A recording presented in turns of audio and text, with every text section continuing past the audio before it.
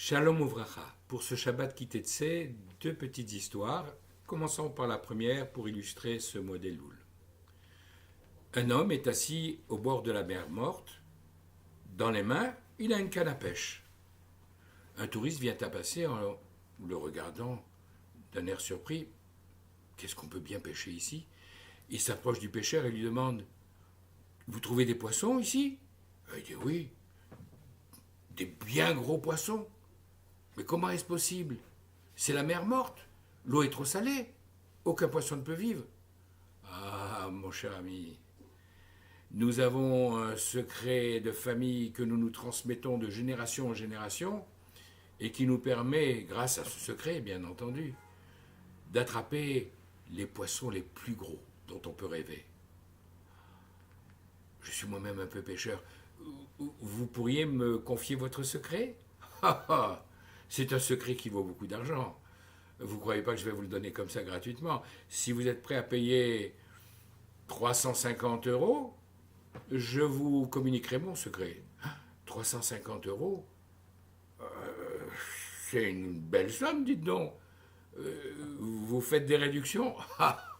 Pas question de faire des réductions. Par contre, ce que je peux vous rajouter, c'est vous dire que grâce à ce secret, vous ferez des pêches merveilleuses, non seulement dans la mer morte, mais dans toute étendue d'eau. Par exemple, dans votre propre baignoire à la maison. Intrigué, et devant cette perspective, le touriste sort les billets de sa poche, les remet au pêcheur, et lui dit: Alors, c'est quoi votre secret? Et avec un grand sourire, le pêcheur de lui dire: Mon secret, c'est que vous êtes le troisième gros poisson à tomber dans mon piège depuis ce matin.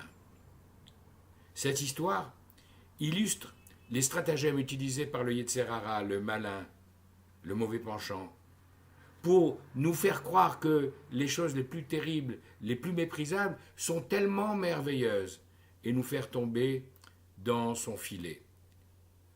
Alors, y a-t-il moyen de s'en sortir, ou une fois qu'on est tombé, d'en échapper?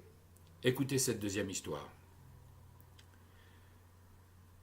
À une époque où le système éducatif n'était pas ce qu'il est aujourd'hui, les parents les plus fortunés confiaient leur enfant à un précepteur qui était chargé de leur apprentissage.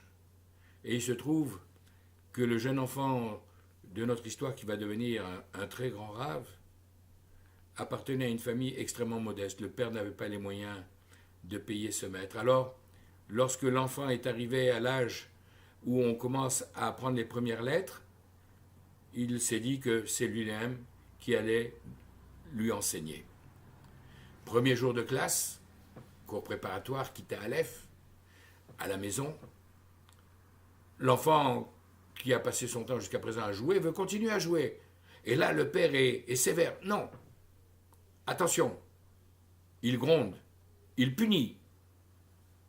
Le petit qui ne comprend pas dit: Papa, papa, pourquoi tu me punis? Ici, je ne suis pas ton père. Ici, je suis le moré, je suis le maître. Alors tu vas m'obéir. Et l'enfant passe sa première leçon dans des conditions un peu difficiles. Le soir, le père redevient le père. Il s'assoit à la même table que son fils, dîne avec lui, puis après le conduit dans sa chambre, lui raconte une histoire, lui fait réciter schéma, le met dans le lit, le borde, l'embrasse sur le front et part. Le lendemain matin, à nouveau, l'enfant est dissipé, pense qu'à jouer, et le père le gronde et le père le crie: Papa, papa, non, je t'ai déjà dit, je ne suis pas ton père ici, je suis ton maître, le rébé. Et comme ça, pendant plusieurs jours. Si bien qu'un soir, une fois l'histoire racontée, l'enfant dit: Je peux te poser une question? Il lui dit: Bien sûr. Ce soir, est-ce que tu es mon père ou est-ce que tu es le rébé? Avec un grand sourire, le père dit: Mais je suis ton père, naturellement. Il dit: Papa, alors je voudrais te demander quelque chose. Est-ce que tu pourrais parler à mon maître pour qu'il me crie moins et qu'il me punisse moins? Cette histoire illustre ce qui se passe pendant ce mois de Elul. Chodesh Aslichot Ve'arachamim. Le mois où on adresse à Dieu des supplications parce que c'est le mois de la miséricorde.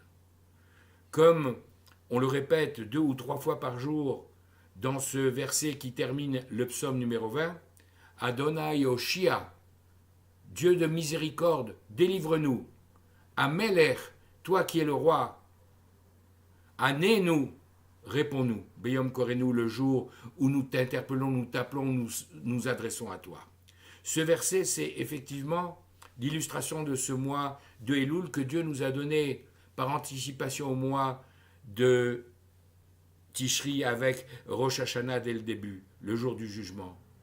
On s'adresse à Dieu pendant ce mois au travers des slichot en lui disant Adonai Yoshia, éternel, toi Dieu de miséricorde, délivre-nous, Améler, pour que le jour où on va se trouver devant le roi qui sera assis sur le trône du jugement, le jour de Rosh Hashanah, Ya'anenu Beyom Korenu, intervient auprès de lui pour que ce jour-là, il nous réponde au jour où on va s'adresser à lui.